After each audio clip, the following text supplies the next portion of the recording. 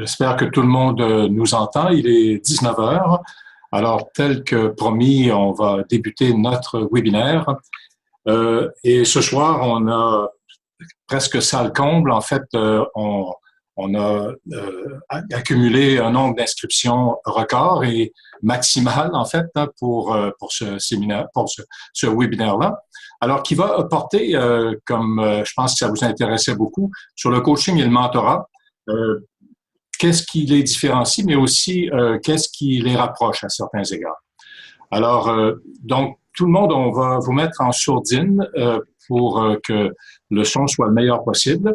Alors, si vous avez des questions ou des commentaires, on vous prierait de les mettre dans la zone de clavardage et on tentera d'y répondre si, bien sûr, on a le temps à cet égard-là. Et alors, après le webinaire, vous allez avoir un court sondage qui va vous être envoyé par SurveyMonkey. Alors, on vous invite à répondre à ce sondage-là pour nous indiquer comment vous avez apprécié le webinaire, mais aussi pour nous donner des idées. En fait, ce webinaire-là vient de vos suggestions lors de celui qu'on a fait en février dernier avec Nancy Grégoire. Alors, ce soir, nous avons le plaisir d'accueillir Lynn Leblanc d'ICF Québec, qui est présidente d'ICF Québec, parce que, en fait, on a pensé que pour parler de coaching, ça nous prenait quelqu'un qui savait bien de quoi il en retourne. Et puis, Lynn est présidente d'ICF Québec. Et de plus, elle est une formatrice en coaching depuis plusieurs années, en fait. Alors... bonsoir tout le monde. Bonsoir. Hein? Alors, on va vous mettre en mute. OK. Bon, alors, on va passer d'abord aux objectifs de notre webinaire. Notre objectif ce soir, c'est de vous présenter les principales différences qui existent entre le mentorat et le coaching, mais on va vous dire aussi quelques mots d'autres modes d'accompagnement. On parle de la nébuleuse de l'accompagnement. C'est Mal et Paul qui a inventé cette expression, et tout à l'heure, on verra qu'est-ce que c'est cette nébuleuse-là. Donc, le sommaire qu'on vous propose ce soir en termes de contenu est ici. Donc, le contexte du coaching et du mentorat. Ensuite, c'est Lynn qui va parler du coaching comme tel, sa définition, les types de coaching, ceux qui le pratiquent. Et on va faire à peu près la même chose du côté du mentorat avec sa définition, mais aussi ses applications, sa pratique, ceux qui en sont les acteurs aussi. Et vers la fin, on va parler des différences, des similarités et complémentarités. Alors, en cours de route, si vous avez des questions ou des commentaires, encore une fois, vous pouvez utiliser la zone de clavardage. Alors, le coaching et le mentorat, par rapport à ce qu'on appelle le modèle 70-20-10, ça se situe dans la zone de 20%, parce que semble-t-il qu'on apprend au travail à cause des expériences qu'on y vit et des problèmes qu'on résout, à peu près 70% de ce qu'on sait. Tandis qu'il y a 20% qu'on apprend des autres, soit le coaching, le mentorat ou le feedback qu'on reçoit. Et le 10% qui reste, ben, c'est la formation, les cours, les événements auxquels on participe ou les programmes de formation ou de développement. Alors, ce 20%-là est quand même important parce que si vous prenez l'exemple de Novak Djokovic, qui a récemment très bien performé, et après une année très difficile, on comprend que le coaching qu'il a eu l'a aidé à passer à travers une année difficile et finalement de redevenir le champion du monde. Donc, ce 20%-là, ça a l'air petit dans son ensemble, mais c'est aussi quelque chose qui peut faire la différence dans le succès de quelqu'un. Je vous parle au début de la nébuleuse des modes d'accompagnement. Mela Paul, qui a écrit un livre magnifique sur l'accompagnement, nous dit que le coaching, le mentorat, la consultation, le tutorat et les autres formes d'accompagnement que vous voyez là se différencient, mais aussi se rapprochent, hein, des fois par les méthodes, des fois par les objectifs, mais il y a toujours des éléments qui vont s'entremêler dans chacune de ces approches-là lorsqu'on veut se développer ou qu'on veut développer les autres. Alors, on va tout de suite passer au coaching. Alors, Lynn, c'est elle qui va nous en parler. Et j'aimerais d'abord que, en fait, Lynn, tu parles peut-être un peu de toi. J'ai parlé un peu de toi tantôt, là, mais de dire comment t'es venu au coaching, peut-être. Je dis toujours que je suis tombée dans le coaching comme Obélix dans la potion magique. Alors, le coaching m'a été présenté et j'ai fait oui. Effectivement, moi, je viens du monde des ressources humaines et disons que les modes d'accompagnement auxquels j'étais habituée me rendaient davantage responsable des résultats. Le coaching me donnait tout à coup congé par rapport à ça. Alors, c'est un peu la raison, un peu beaucoup la raison pour laquelle j'ai été intéressée par le coaching, parce qu'il met l'emphase sur le potentiel que le client a pour arriver à ses résultats finalement. Alors, on va débuter, si tu le veux bien, Yvon. Je suis désolée, là, mon image a disparu, alors ça devait être parce que j'avais un trop grand trac et finalement, la technologie m'a entendu et m'a aidé. Donc, vous ne me voyez pas avoir le trac, vous m'entendez seulement dans ma voix. Alors, si on parlait de définition du coaching, celle qu'on vous présente ici a été tirée du site d'ICF Québec. Et il y a plusieurs façons on va dire, de nommer la définition du coaching, façon qui tourne tout autour de ce qu'on voit ici. Le coaching est un partenariat. Je pense que ça, c'est une notion qui est fort importante. Donc, un partenariat qui met l'emphase sur l'action que nos clients ont l'intention d'entreprendre pour réaliser leur vision, leur but, leur désir, donc leurs objectifs. On dit également que le coaching suscite des questionnements amenant les clients à la découverte d'eux-mêmes, ce qui hausse leur niveau de perception et de responsabilité, une forme d'introspection qui permet une plus grande conscience de soi. Et finalement, on dit également que le processus de coaching aide les clients à définir et à atteindre leurs buts professionnels et personnels plus rapidement et plus facilement qu'il en serait possible sans l'intervention d'un coach. Et il est important pour moi de dire ici que ce n'est pas le coach qui fait nécessairement la différence, mais bien le processus qui se déroule entre le coach et le coaché et qui permet au coaché de se donner un moment de réflexion, d'introspection, de calculer les nouvelles actions qu'il a envie d'entreprendre pour aller vers les objectifs qu'il souhaite atteindre. Justement, dans la diapositive suivante, là, c'est Yvon qui fait un peu tourner les diapos. Merci, Yvon. On dit que le coaching permet de créer un environnement sécuritaire dans lequel le client peut se voir plus clairement. Alors, cet environnement-là est sécuritaire dans la mesure où la relation de confiance se bâtit entre le coach et son client. On dit également que le coaching permet de faire ressortir l'écart entre la place où le client se trouve au moment où il débute sa démarche et là où il a besoin d'être ou veut être, donc par rapport à l'objectif qu'il veut atteindre. Et finalement, le coaching permet au client de s'engager dans des réflexions, des actions et des changements de comportement qu'il n'aurait peut-être pas entrepris par lui-même ou difficilement seul. Alors, c'est le processus offert qui fait finalement toute la différence du monde à l'intérieur de ça. Parlons de différents contextes de coaching. Donc, plusieurs de nos auditeurs ne sont pas sans savoir là, que la notion de gestionnaire coach est de plus en plus populaire. Beaucoup d'organisations forment aujourd'hui les gestionnaires aux habiletés de coaching. Donc, en dehors de cette posture de gestionnaire qu'ils continuent d'assumer, comment ils peuvent favoriser par des habiletés de coaching le développement du potentiel de leurs ressources et la responsabilisation de ces employés-là pour ne plus être seuls finalement à porter les objectifs du service. On a aussi le coach interne. Le coach interne est un coach qui fait partie de l'entreprise, donc qui a l'avantage d'être porteur des valeurs et des pratiques de l'organisation. Le coach interne est généralement désigné et formé pour accompagner le développement des gestionnaires, souvent dans un contexte de programme de développement de la relève, par exemple. N'ayant pas de relation hiérarchique avec les coachés, le coach interne permet également au coaché de s'ouvrir et de prendre du recul par rapport à son positionnement à l'intérieur de l'organisation.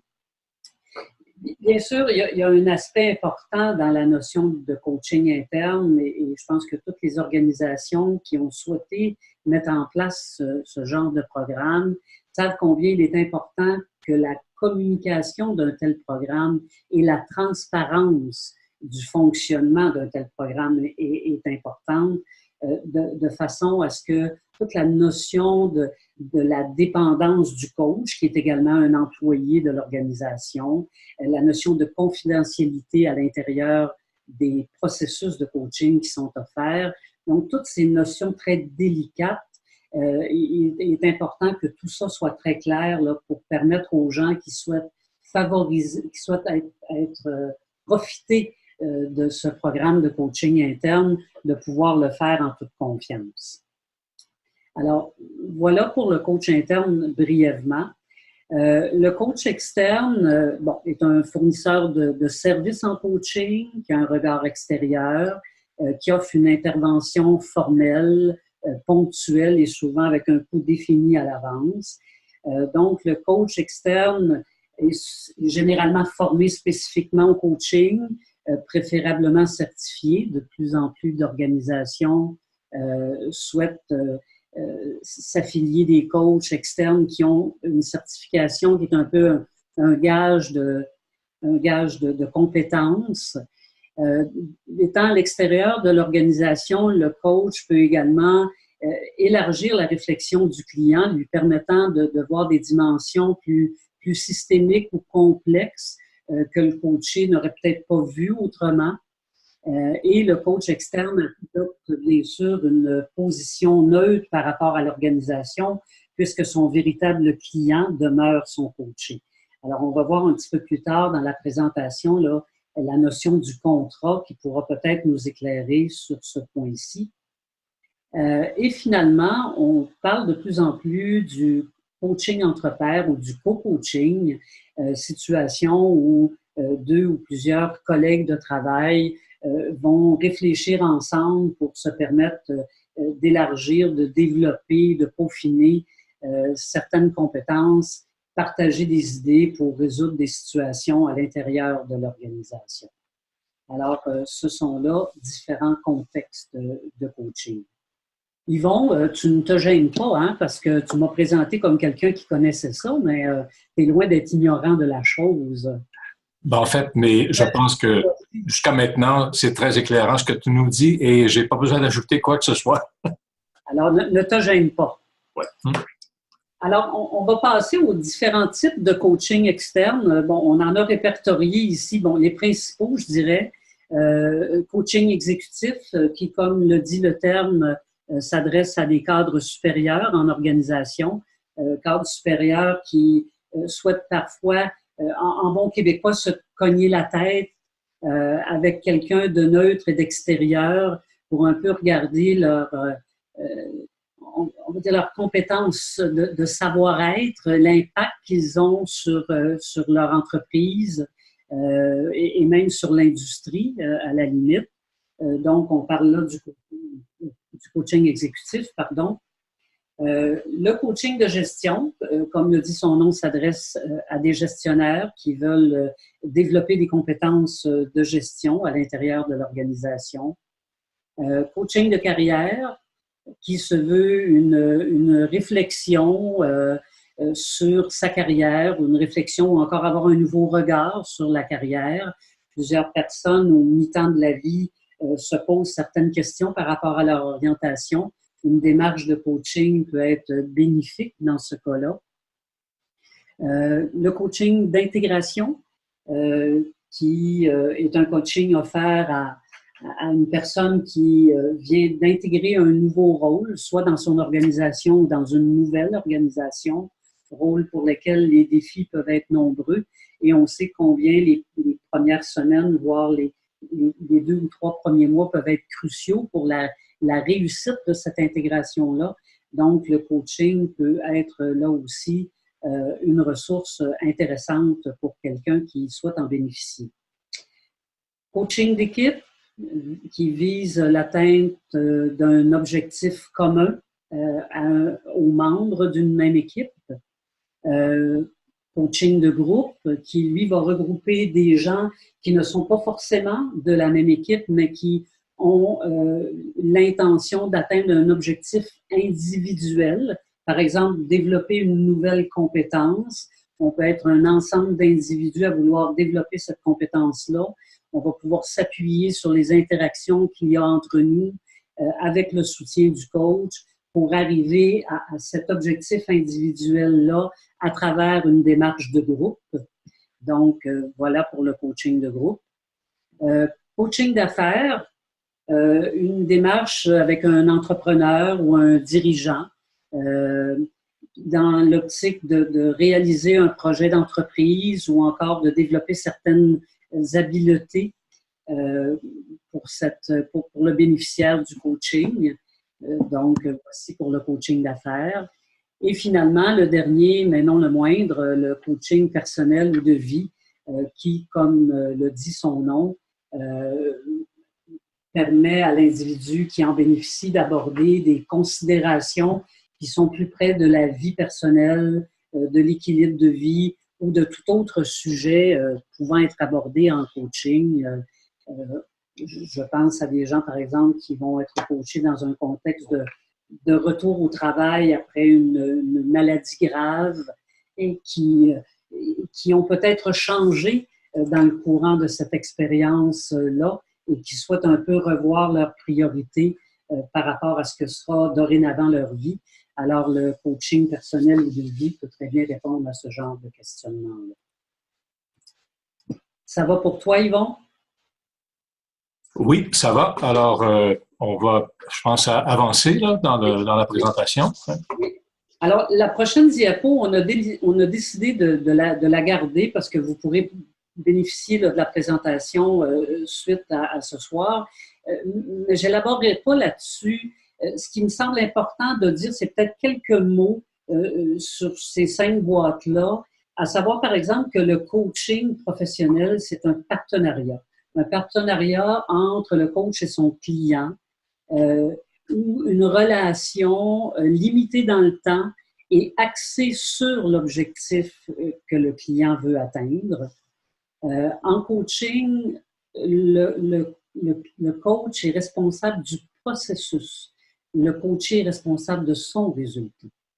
Et c'est justement ce partenariat-là qui permet aux clients des changements de comportement significatifs et durables parce que relation de confiance implique capacité d'introspection, implique prendre conscience de soi et de ce que j'ai besoin de modifier peut-être dans ma façon de faire, de voir pour mieux réussir. Bref, le coaching permet au client de s'approprier pleinement son pouvoir pour être le grand expert de sa vie. C'est le but ultime du coaching. Alors, brièvement, le périmètre du coaching, on va voir un petit peu plus tard qu'il y a eu aussi évolution à ce niveau-là. Alors, le coaching ne s'adresse pas à des cas de sous-performance chronique ou de non-performance, ne s'adresse pas non plus à des cas de redressement ou de recadrage sérieux. À mon sens, nous parlons là plus de problématiques liées à la gestion. Le coaching ne s'adresse pas non plus à des problèmes de nature psychologique, non plus qu'à des situations où l'individu ne possède pas les compétences pour faire ce qu'il doit faire, auquel cas la notion de formation est peut-être plus nourrissante pour le candidat que le coaching. Alors, on arrive à ce fameux contrat qui, dans le contexte qu'on appelle d'une tripartite, hein, l'organisation qui, de concert avec un individu, fait appel à un coach pour soutenir le développement de certaines habiletés, de certaines compétences. Donc, l'organisation a un contrat d'affaires avec le coach. L'organisation est souvent représentée soit par le supérieur du coaché ou encore par les RH. Donc, il y a un contrat d'affaires avec le coach. Il y a un contrat moral entre l'organisation et le coaché. L'organisation est bien évidemment responsable de soutenir le coaché dans sa démarche et l'atteinte de ses objectifs. Et entre le coach et le coaché, il existe un contrat relationnel où la confidentialité des échanges est super importante. Et je pense que la relation, quand je parlais tout à l'heure de la relation de confiance, pour moi, tout ce qui encadre cette relation de confiance et la notion de la confidentialité des échanges est un gage de réussite d'une démarche de coaching.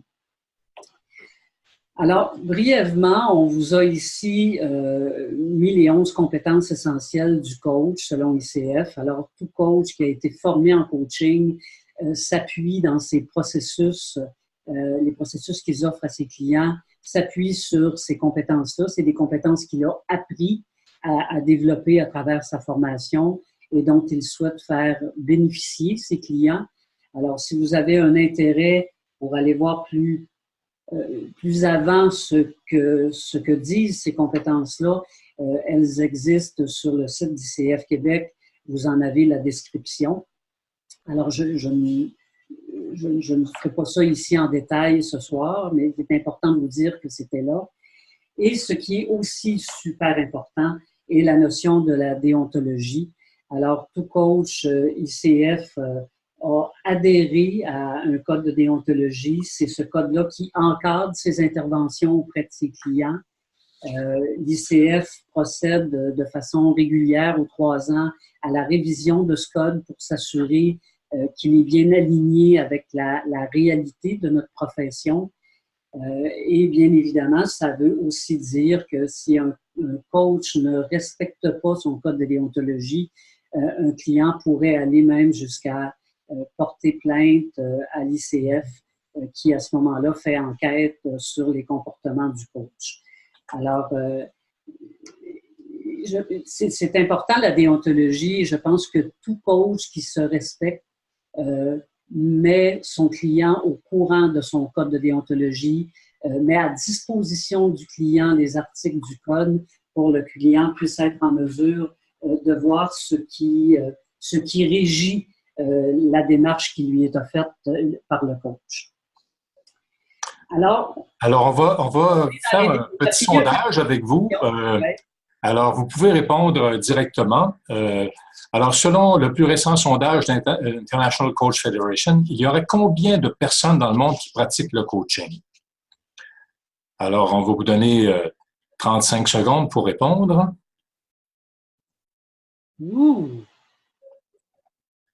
Alors, donc, on pense qu'il y en a 125 000, 40%. Voilà. Et 100 000, 13%, 75 000, 19%. Donc, on est plutôt dans le 100 000 et plus. Alors, écoutez, on va vous donner le chiffre exact qui est... donc, en fait, les résultats, là, vous voyez, là, c'est... alors, voilà. Donc, Lynn, tu peux nous en parler un peu? Oui. Oui. Alors, à 125 000, là, ça fait beaucoup de coachs. Hein? Alors, on répertorie, là, cette étude-là a été faite en 2016 par ICF Global. Alors, on répertorie à ce moment-là 53 300 coachs. Et bien évidemment, ici, on parle de la pratique du coaching dans le monde, ce qui regroupe non seulement les coachs en pratique, mais également des gestionnaires ou des leaders utilisant les habiletés de coaching dans les démarches qu'ils vont offrir à leurs collaborateurs. Alors, 53 300, c'est quand même un bon nombre.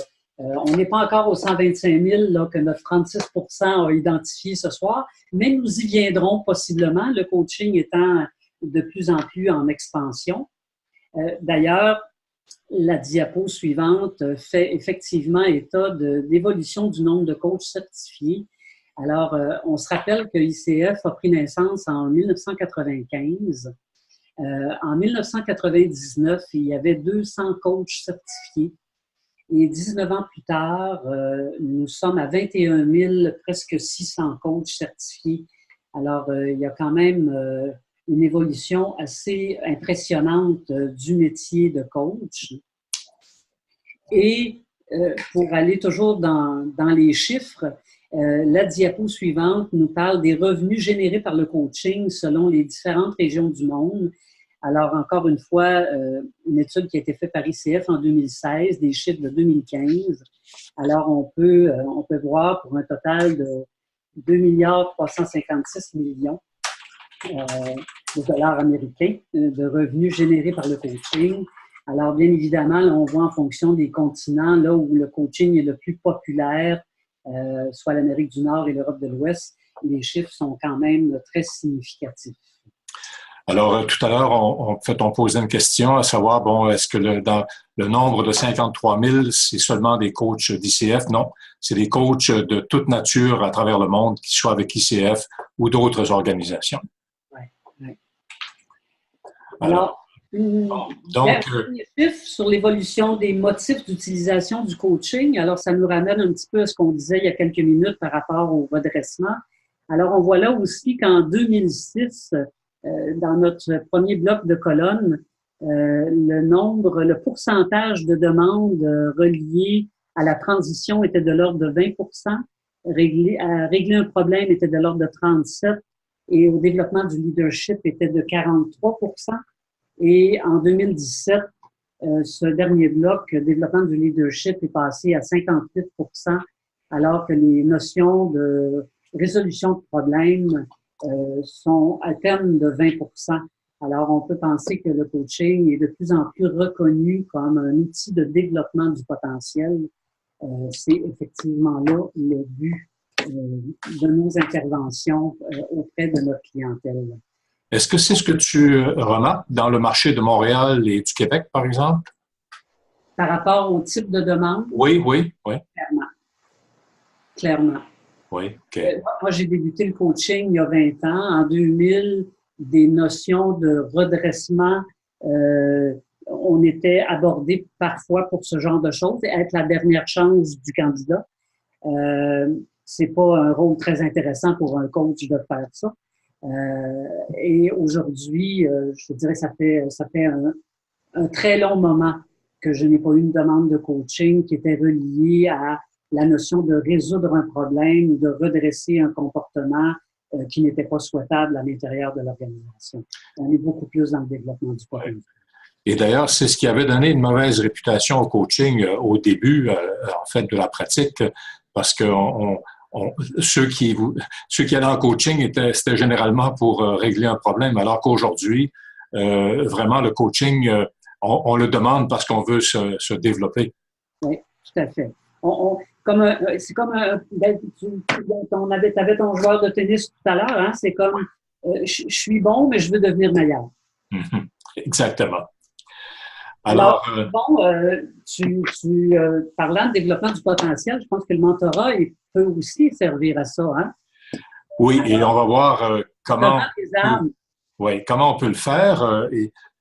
Évidemment, c'est une autre discipline que le coaching et si on veut définir un peu ce qu'est le mentorat, on vous donne, il y a plusieurs définitions du mentorat qui existent, mais celle qu'on retrouve le plus souvent, c'est que le mentorat, c'est une relation de soutien et d'apprentissage et c'est confidentiel, donc ça se passe entre les deux partenaires. Et généralement, c'est une personne d'expérience qui est le mentor, qui partage volontairement, bénévolement son expérience, ses connaissances et aussi parfois sa sagesse avec une personne qui a moins d'expérience. Et le coaching, en général, il faut payer le coach. Donc, il y a des coachs qui font du pro bono dans certaines organisations sans but lucratif, mais lorsqu'une organisation appelle un coach, généralement, le coach va être payé. Tandis que le mentor, si vous entendez dire qu'un mentor est payé, ben, ce n'est pas un mentor. Ça pourrait être un coach, mais le mentor fait toujours ça bénévolement. Et la personne qui vient en mentorat, généralement, c'est que elle veut développer des habiletés spécifiques, acquérir des connaissances qui vont l'aider à favoriser, en fait, son développement professionnel et personnel. Alors, ça, c'est une définition générale du mentorat qui est utilisée un peu partout, mais essentiellement, le mentorat, c'est d'apprendre à travers l'expérience de quelqu'un. Ce qui n'est pas le cas en coaching. En coaching, le coach va avoir un processus particulier, mais il ne va pas nécessairement partager son expérience. Alors aujourd'hui, il y a quelques types de mentorat qu'on voit se développer. Les DIAD, là, bon, c'est mentor-mentoré, mais on voit aussi du mentorat de groupe, du mentorat entre pairs, mentorat inversé, où c'est une personne même plus jeune qui va mentorer une autre personne qui est plus âgée, mais qui a besoin de l'expérience de la personne plus jeune. Ça peut être, par exemple, en technologie. Alors, on voit ces choses-là aujourd'hui. Et donc, les démarches qu'on va trouver parfois en mentorat, c'est situationnel. Donc, mais ça, on voit ça moins souvent aujourd'hui. Et on voit aujourd'hui du mentorat qui se fait autant en personne qu'en ligne. Avant ça, on disait, bon, s'il fallait vraiment se voir en face à face, en personne. Et maintenant, on trouve ça en ligne assez souvent. Académa, c'est un bel exemple de mentorat en ligne ici à Montréal et au Québec, en fait. Il y a aussi deux formes de mentorat, le mentorat formel et informel. Le mentorat informel, c'est une relation naturelle. C'est spontané, les gens vont s'approcher. Souvent, c'est le mentoré qui va initier la démarche auprès d'une personne qu'il choisit comme son mentor. Et le problème à cet égard-là, c'est toujours de trouver un mentor qui nous convient ou qui est disposé à nous mentorer. C'est pour ça qu'aujourd'hui, dans les organisations, on voit de plus en plus de programmes, donc c'est du mentorat formel, qui va prévoir une démarche qui est structurée, qui est appuyée par l'organisation, ou ça peut être une association professionnelle, un regroupement d'intérêts. Bon, Femmes en finance, le Collège des médecins de famille, Desjardins, ont tous et toutes des programmes de mentorat aujourd'hui. Il va y avoir une entente formelle entre les deux personnes. Et puis, il y a des discussions assez précises à propos des attentes, du processus qu'on va suivre, du nombre de rencontres, où est-ce qu'on va se rencontrer. Et il y a généralement une durée à ces programmes-là. Alors, tout à l'heure, je parlais un peu du face-à-face. Donc, le modèle fixe ou c'est le modèle traditionnel a évolué au cours des années. Alors, aujourd'hui, les termes des programmes vont varier, la durée, comment est-ce qu'on va se rencontrer, ça peut varier aussi. Donc, le mentorat a évolué de façon à répondre à toutes sortes de besoins. Et je pense en tout cas qu'on n'a pas fini de voir évoluer le mentorat de manière virtuelle en particulier. Les utilisations qu'on en fait couramment, ça va être le développement du leadership. Dans les organisations, il y a beaucoup de programmes où on va aider les plus jeunes gestionnaires à développer leur leadership avec l'aide d'un mentor qui est plus expérimenté et qui va les accompagner dans leur carrière. Donc, il y a un développement de la carrière qui va être favorisé par un mentor plus expérimenté. On voit aussi les hauts potentiels dont on prend soin parce qu'on veut les garder dans l'organisation. Donc, on va leur confier en fait une relation mentorale qui va les aider à cet égard-là. Il y a aussi des buts plus généraux. On veut développer, par exemple, une culture de mentorat et de coaching. Généralement, les deux vont ensemble, où on essaie de rendre le partage de l'information comme plus naturel. Ça permet en tout cas de couper les silos et on a une démarche là, qui se veut ouverte là, vers les gens de toute nature, peu importe leur origine. Donc, les programmes de diversité, d'inclusion. La Banque Royale, par exemple, un magnifique programme de diversité. Et il y a aussi l'intégration professionnelle et le maintien. C'est le dernier, en fait, le dernier item qu'on voit ici sur cette diapositive-là. Mais c'est sans doute celui qui se développe le plus rapidement. À cause de la rareté de la main-d'œuvre en particulier, on veut que les gens, une fois qu'on les a embauchés, on veut les garder et on veut les maintenir en emploi dans l'organisation. Et pour ça, bon, si vous arrivez dans une organisation dont vous connaissez pas la culture, ça peut vous prendre du temps, ça peut même vous décourager à certains égards. Alors que si vous avez un mentor qui vous accompagne dans votre démarche pour vous intégrer dans l'organisation, ça va vous aider grandement. Alors, bon, deux dimensions au mentorat. Qu'on retrouve presque toujours. Alors, il y a la dimension de la vie professionnelle, ce que je disais tantôt, là, la perspective carrière, développement de la carrière. Mais à travers ça, il y a toujours la vie personnelle, la perspective psychosociale qui va ressortir. Le mentor joue un rôle particulier en termes, par exemple, de l'équilibre vie au travail et la vie personnelle ou vie familiale. Et il va aider la personne à réfléchir aux meilleures solutions qui peuvent s'offrir pour essayer de trouver ce meilleur équilibre-là que beaucoup de gens recherchent aujourd'hui. Alors, la vie personnelle aussi, ça peut être comment je vis dans l'organisation avec certaines personnes, même avec son patron.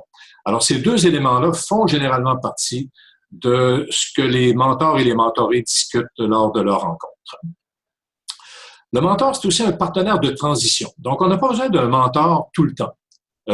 Et une belle illustration de ça, c'est en fait dans la série Star Wars où Luke Skywalker a d'abord Obi-Wan Kenobi qui est son mentor et ensuite il le passe à Yoda qui est un autre niveau de mentorat. Alors, le mentor va aider une personne généralement à passer d'une situation donnée dans sa vie à un autre état. Par exemple, un nouveau professeur qui arrive dans la carrière, un nouveau gestionnaire. Les immigrants en particulier vivent une transition très difficile en fait lorsqu'ils arrivent dans un nouveau pays. Et les mentors vont les aider à mieux assimiler la nouvelle culture et pas nécessairement de s'assimiler eux à la culture de leur nouveau pays, mais à combiner sans doute ce qu'ils ont apporté de leur pays avec ce qu'ils vivent dans leur nouveau pays. En principe, c'est une relation temporaire. Donc, quand on est en transition, c'est fait de façon temporaire. Et le mentor va se retirer éventuellement après avoir joué un rôle dans la vie de quelqu'un. Mais c'est pas parce qu'une relation ne dure pas qu'elle n'a pas de valeur. En fait, il y a souvent, de part et d'autre, autant le mentor que le mentoré, des éléments qui vont rester pour la vie.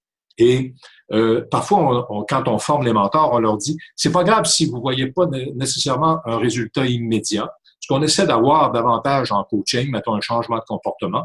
En mentorat, souvent, c'est les gens, 5 ans, 10 ans après, vont se souvenir de ce que leur mentor leur a dit et qui les a aidés. Les qualités d'un bon mentor, et ça selon une étude qui a été faite auprès de centaines de mentorés, c'est quelqu'un qui a une attitude positive en tout temps. C'est aussi quelqu'un qui a une grande capacité d'écoute et d'observation, qui va être aussi intuitif pour comprendre ce qui n'est pas toujours dit. Il va poser des questions pour bien comprendre la situation du mentoré, donc quelqu'un qui est très curieux, qui va guider vers des pistes de solutions auxquelles le mentoré n'avait pas pensé, un peu comme on a vu tout à l'heure en coaching, qui va démontrer beaucoup d'empathie. Une empathie, certes, cognitive, donc je me mets à la place de l'autre, sans nécessairement vivre toutes les émotions que la personne vit, mais je vais essayer de la comprendre. Et un mentor, c'est quelqu'un qui va aussi donner du feedback. Donc, il va être honnête, il va être impartial, il va pas le faire sous forme de jugement. Et il devient même parfois un motivateur, j'appelle ça un cheerleader, qui va susciter l'action, qui va être content des succès de son mentoré. Et va être aussi un visionnaire qui va être neutre et patient, mais qui va apprendre au mentoré à marcher avant de courir. Donc, il va voir où le mentoré peut s'en aller, mais il va marcher à côté de lui. Il va jamais le précéder ou se placer en arrière de lui pour le pousser. Ceux qui deviennent mentors font en fait un peu un retour sur ce qu'ils ont appris et comment ils ont appris. Et tous les mentors font cet exercice-là de savoir, OK, qu'est-ce que j'ai appris d'important dans ma vie? Et aussi, qu'est-ce que je ne sais pas encore? Parce que le mentoré, souvent, va lui apprendre des nouvelles choses. Hein. Il va faire le point aussi sur la richesse de ses expertises et de son expérience et comment ça peut aider quelqu'un d'autre. Donc, il va aussi voir comment lui a appris. Donc, comment j'ai appris moi, ça ne veut pas dire que l'autre va apprendre comme moi. Donc, le mode d'apprentissage, quand on se regarde soi-même, on se dit, ouais, peut-être que l'autre, je pourrais l'aider d'une autre manière que moi, j'ai appris. Donc, et on comprend aussi qu'il y a d'autres personnes dans la vie qui nous ont aidés à grandir. Et donc, on va travailler continuellement sur soi, sur ses habiletés relationnelles ou communicationnelles pour devenir un meilleur mentor. Le rôle du mentoré, des fois, on se demande, OK, c'est le mentor qui prend toutes les responsabilités de la relation, mais non. Dans le mentorat, c'est le mentoré qui doit prendre l'initiative de la relation. Donc, c'est lui qui doit planifier, organiser les rencontres. Et ça, on le répète tout le temps. Il doit aussi se préparer pour chaque rencontre avec des objectifs précis, même s'il a eu au départ, là, sans doute, des objectifs pour son programme de mentorat, mais il doit aussi, à chaque rencontre, informer son mentor de ce qu'il veut accomplir. Autant que possible, il doit les communiquer même d'avance. Ça peut être 24 heures, 48 heures. Et bien sûr, il se met en position d'apprentissage. Il n'essaie pas d'impressionner son mentor en n'ayant pas peur de dévoiler ses besoins, ses forces et ses faiblesses. Et il doit aussi être capable de recevoir le feedback du mentor, la rétroaction du mentor, dans une perspective de développement personnel. Donc, c'est un cadeau que mon mentor me fait pour me développer personnellement et professionnellement. Donc, cet aspect de la relation est très important à comprendre en mentorat parce que le mentor ne peut aider la personne que dans la mesure où il comprend vraiment ce que la personne veut accomplir. Donc, le mentor, il ne peut pas deviner ce que la personne veut développer. C'est pour ça qu'on forme habituellement les mentors et les mentorés. Puis ça fait une grande différence dans le taux de succès des relations mentorales. S'il n'y a pas de formation, généralement, là, ce qu'on remarque, c'est qu'il y a 33% des relations qui fonctionnent seulement. Si on forme seulement les mentors, 65%. Et quand on forme les deux, mentors et mentorés, on a des taux de succès de l'ordre de 90%, ce qui est assez formidable. Donc, la préparation, l'initiation, on parle de formation, mais ça peut être une initiation de l'information précise sur comment ça va se passer dans leur relation, va aider beaucoup les gens à vraiment tirer le maximum de leur relation et d'en être satisfaits. Quand on regarde ces questions-là ici, qu'est-ce qui contribue le plus à l'efficacité d'une relation mentorale? Il y a la réputation du mentor. Il y a des gens qui recherchent toujours, d'avoir le mentor idéal, la clarté des objectifs du mentoré, son engagement, la qualité des conversations. Alors, si vous regardez ces éléments-là, c'est sûrement au départ, et je viens d'en parler, la clarté des objectifs du mentoré qui va aider beaucoup et son engagement dans la relation. Généralement, les mentors sont assez engagés dans les relations. Là où parfois on a des difficultés, c'est avec les mentorés. La préparation, la formation des mentors et des mentorés va aider beaucoup, mais la qualité du jumelage entre le mentor et le mentoré est aussi un élément très important. Bon. Alors, les interactions entre le mentor et les mentorés, ça exige, encore une fois, un bon jumelage. C'est vraiment à la base de l'apprentissage du mentoré. Puis, ce dont on va tenir compte quand on fait le jumelage, en général dans les programmes, on va tenir compte des personnalités. Donc, ça prend une relative compatibilité. On va examiner également les besoins, les objectifs initiaux du mentoré pour savoir est-ce qu'il veut du mentorat pour les bonnes raisons. On va également essayer de marier les pratiques professionnelles du mentor, son expérience, avec les objectifs du mentoré. En coaching, ce n'est pas tellement important d'être dans le même domaine, mais en mentorat, surtout le mentorat professionnel, c'est assez important que si vous êtes en technologie, d'avoir un mentor qui comprend c'est quoi la technologie et qui a été dans ce domaine-là. Quelques intérêts partagés, mais pas forcément. Parfois, on apprend plus dans nos différences. Hein, et des styles d'apprentissage pas trop différents. Si vraiment il y a trop de différences dans les modes d'apprentissage des deux partenaires, ça va pas aider la relation en fait, autant qu'on le souhaiterait. La relation mentorale aussi passe à travers certaines phases. Et ce modèle-là comprend sur un programme de mentorat d'1 an 4 phases. Alors, les premiers mois, on essaie vraiment de mieux se connaître. Ensuite, on va développer notre relation. On va la bâtir. On est deux personnes là, qui se sont jamais rencontrées ou à peu près pas. Et là, il faut se connaître. Donc, on va bâtir notre relation pour être capable de travailler ensemble afin d'arriver à un moment donné où il y aura des défis que le mentor va proposer au mentoré. Donc, dans le cœur de la relation, il y a comme un élément en fait, où les deux vont parfois se challenger et vraiment l'apprentissage du mentoré va se faire beaucoup à cette étape de la relation. Et finalement, dans un programme structuré, il y aura une fin à la relation ou une redéfinition de la relation si les deux veulent poursuivre leur relation, mais en dehors du programme. Alors, les défis du mentor en général, c'est d'avoir envie de faire les choses à sa place. C'est aussi parfois de gérer le découragement du mentoré parce que ça ne progresse pas assez bien ou il y a des problèmes dans sa vie personnelle ou professionnelle. Il faut établir également des limites à la relation. Et puis, la relation, c'est une relation mentorale, c'est pas une relation de coaching, c'est pas une thérapie, c'est pas une activité de croissance personnelle. Parfois, les mentors sont un peu agacés par le manque de préparation des mentorés, aussi le manque de progrès ou d'engagement du mentoré, et ça peut affecter la qualité de la relation. Il y a des mentors qui ont un peu peur de donner du feedback parce qu'ils ne savent pas comment le faire, mais quand on donne la formation, on leur explique comment donner ce feedback-là. Restez patient parce qu'on voudrait bien que les gens progressent plus rapidement qu'on pense qu'ils pourraient le faire. Là. Et puis, les soucis, les préoccupations du mentor. Si on est dans une rencontre, comme on continue à penser à nos problèmes, c'est pas très efficace pour la relation. Trouver du temps pour certains mentors, mais aussi pour les mentorés. C'est une problématique. Et trouver des ressources si le mentor sent qu'il n'est pas la bonne personne pour accompagner dans cette dimension de la vie de la personne. Alors donc, le mentorat, c'est avant tout une expérience humaine. C'est pas un processus de ressources humaines. C'est pas une chose en fait, les programmes de mentorat sont structurés, mais pas tant que, mettons, un programme de coaching, par exemple. Alors, on laisse les gens vivre leur expérience entre eux sans qu'on vérifie exactement les résultats qui ont été atteints ou on va vérifier la satisfaction, bien sûr, pour savoir si le programme a bien fonctionné, mais il faut toujours prendre le mentorat comme une expérience humaine entre deux personnes. Alors, Lynn, on va voir maintenant c'est quoi les différences, les similarités et les complémentarités qui existent entre le coaching et le mentorat.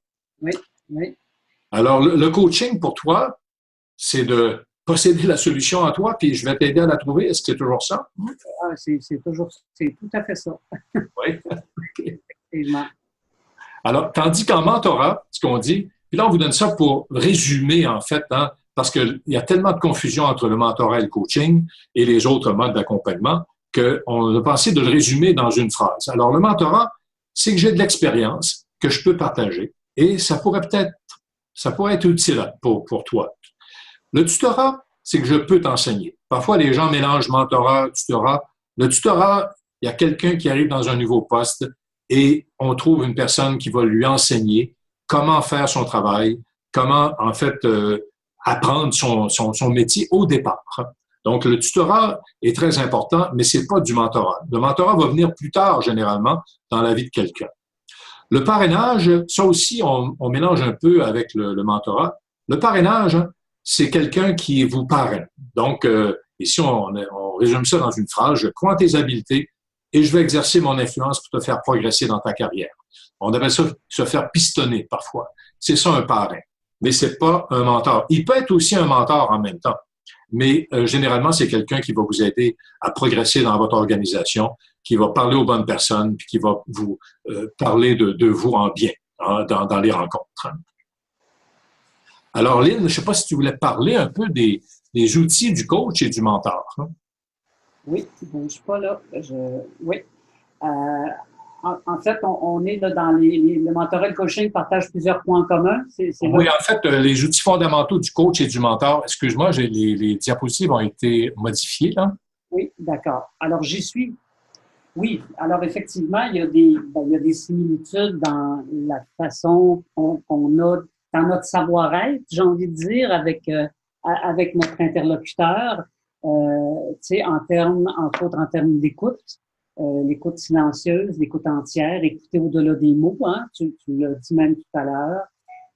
Et là, j'associe à ça le silence, tout de suite en face, faire réfléchir pour laisser parler l'autre, là où il peut trouver ses réponses, donc lui permettre ce silence-là.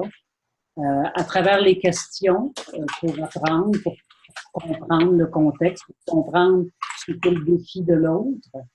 À travers la reformulation aussi pour vérifier sa propre compréhension de ce que l'autre peut nous dire et pouvoir reformuler pour, j'ai envie de dire, redonner à l'autre ce qu'on vient d'entendre et lui permettre peut-être un éclairage différent sur ce qu'il vient de nommer. Refléter les sentiments pour vérifier les émotions vécues.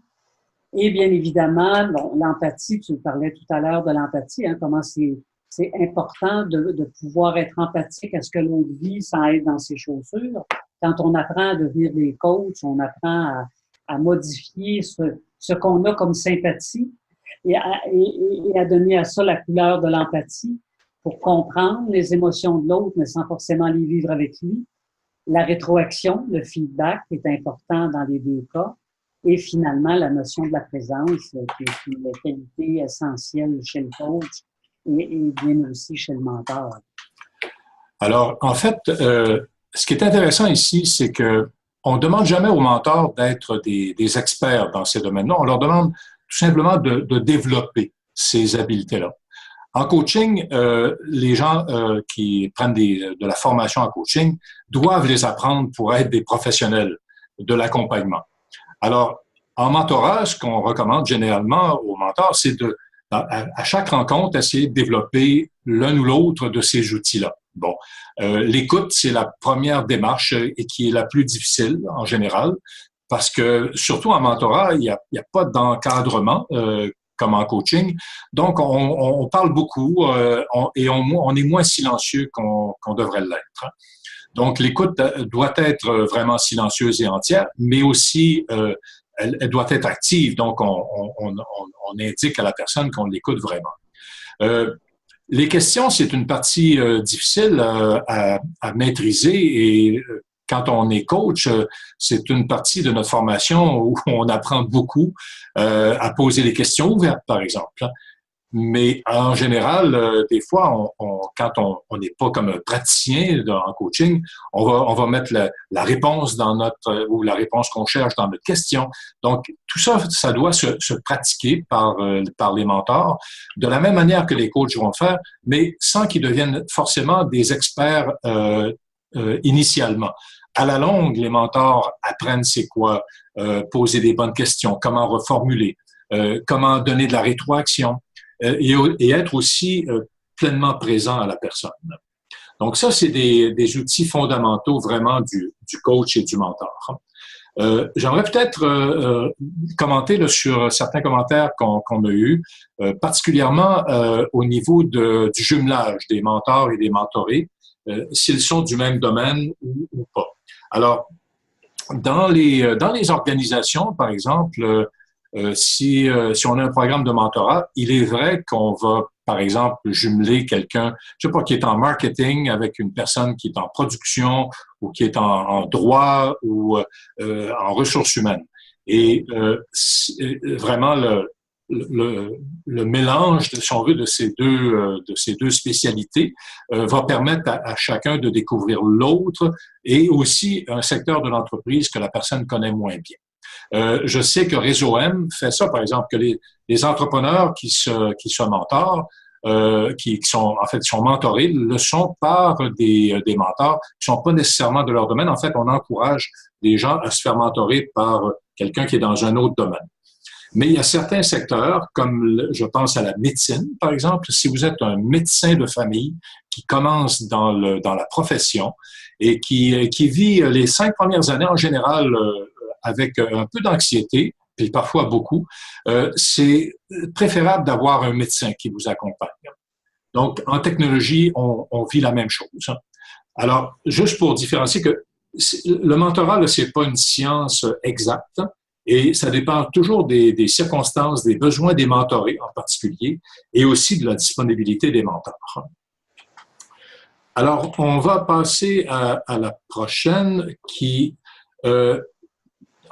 encore une fois, au niveau des points communs, c'est important à comprendre.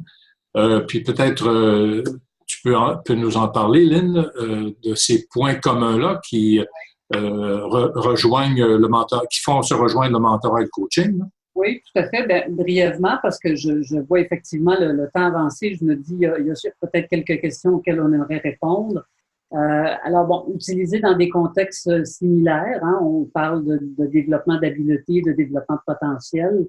Je pense que aussi bien le mentorat que le coaching peuvent répondre à ce besoin-là. Bon, font appel à plusieurs des mêmes habiletés de communication. On vient de le voir, l'écoute, le questionnement, l'empathie, etc. Se chevauchent dans leur but commun de développer les individus. Je pense que la mission est un peu la même aussi à ce niveau-là. Les deux sont basés sur la conviction que les personnes peuvent changer, qu'elles peuvent faire des meilleurs choix par elles-mêmes. Alors, aussi bien le mentorat que le coaching. Hein, moi, je dis toujours, la première condition pour être coach, c'est de croire dans le potentiel de la personne qui est en face de nous. Je pense que pour le mentor, c'est la même chose aussi. Et finalement, le développement est accompli par le dialogue dans une relation qui est basée sur la confiance et la collaboration. Alors, bien sûr, je parlais de partenariat tout à l'heure en coaching. et la relation de confiance, pour moi, là, c'est quelque chose qui est essentiel pour qu'une relation de coaching soit bénéfique pour la personne coachée. C'est important que ce soit là. Alors, il y a de la confusion. En fait, on espère que ce soir, on a pu vous éclairer un peu. On aurait pu aller beaucoup plus loin là, dans les détails de ce qu'est le coaching et de ce qu'est le mentorat, mais on avait prévu 1 heure pour le faire. Alors, si jamais vous avez des questions, ce serait le temps de les poser. Mais Lynn, toi qui es surtout en coaching, hein, où penses-tu que les confusions existent davantage par rapport au mentorat et au coaching?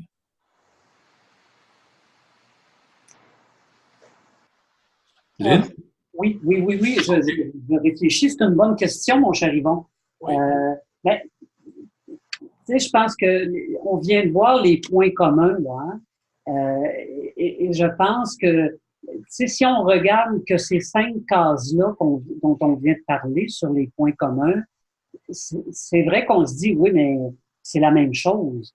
Mais en même temps, là, je revois les diapos qu'on avait tout à l'heure par rapport à, je pense que tu as le potentiel pour aller là où tu veux aller et je vais te soutenir pour que tu y arrives. Où le coach n'est pas dans un partage d'expérience. Le coach n'a pas à être un spécialiste du secteur d'activité de son client pour être en mesure de l'aider. Le coach est quelqu'un d'externe, de complètement neutre par rapport à ce que le coaché souhaite. Donc, si on regarde juste les cinq petites boîtes là, de notre dernière diapo, on voit les similitudes, mais au-delà de ces similitudes-là, le mentor est peut-être un peu plus dans... On dit que le mentor, c'est quelqu'un d'expérience qui va accompagner quelqu'un, qui va être en mesure de partager. C'est peut-être pas la première chose qu'il fera pour développer son mentorat, mais il est quand même en mesure de partager son expérience pour permettre à l'autre, un peu comme le disent nos amis européens, de rebondir dessus.